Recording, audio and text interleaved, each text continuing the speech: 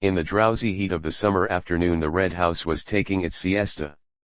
There was a lazy murmur of bees in the flower borders, a gentle cooing of pigeons in the tops of the elms. From distant lawns came the whir of a mowing machine, that most restful of all country sounds, making ease the sweeter in that it is taken while others are working. It was the hour when even those whose business it is to attend to the wants of others have a moment or two for themselves. In the housekeeper's room Audrey Stevens, the pretty parlor maid, retrimmed her best hat, and talked idly to her aunt, the cook housekeeper of Mr. Mark Ablett's bachelor home. "For Joe," said Mrs. Stevens placidly, her eye on the hat. Audrey nodded. She took a pin from her mouth, found a place in the hat for it, and said, "He likes a bit of pink." "I don't say I mind a bit of pink myself," said her aunt. "Joe Turner isn't the only one." "It isn't everybody's color," said Audrey, holding the hat out at arm's length, and regarding it thoughtfully. "Stylish, isn't it?"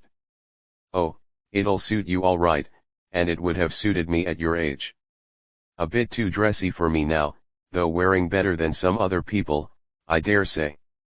I was never the one to pretend to be what I wasn't. If I'm 55, I'm 55, that's what I say."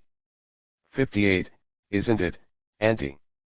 "I was just giving that as an example," said Mrs. Stevens with great dignity.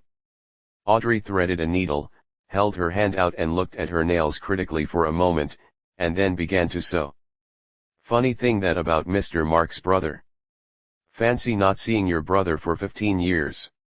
She gave a self-conscious laugh and went on, "Wonder what I should do if I didn't see Joe for 15 years. "As I told you all this morning," said her aunt, "I been here 5 years, and never heard of a brother. I could say that before everybody if I was going to die tomorrow. There's been no brother here while I been here. You could have knocked me down with a feather when he spoke about him at breakfast this morning.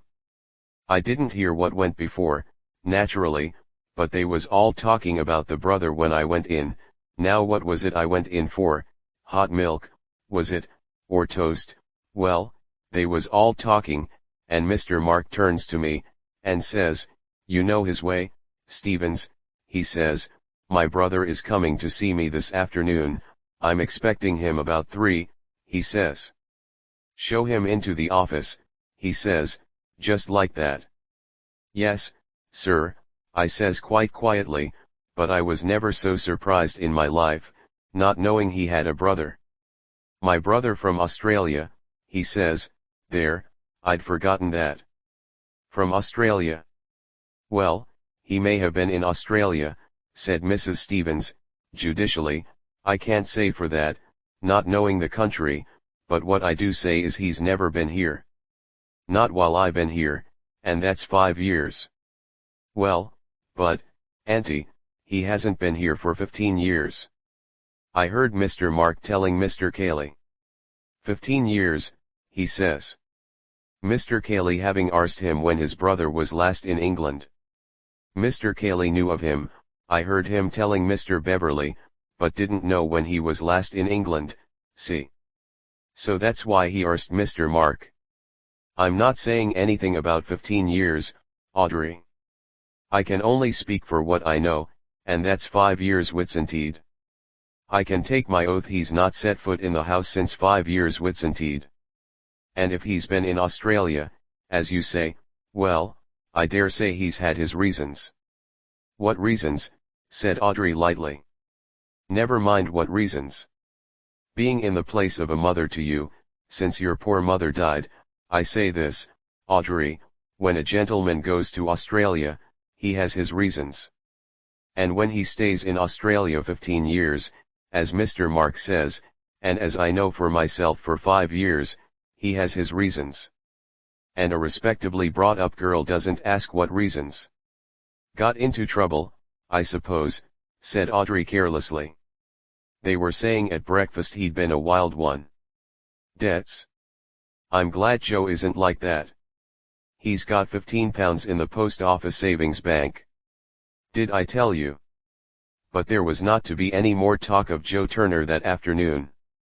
The ringing of a bell brought Audrey to her feet, no longer Audrey, but now Stevens. She arranged her cap in front of the glass. "There, that's the front door," she said. "That's him." "Show him into the office," said Mr. Mark. "I suppose he doesn't want the other ladies and gentlemen to see him." "Well, they're all out at their golf, anyhow. Wonder if he's going to stay. Perhaps he's brought back a lot of gold from Australia. I might hear something about Australia, because if anybody can get gold there, then I don't say but what Joe and I. Now, get on, Audrey." "Just going, darling." She went out.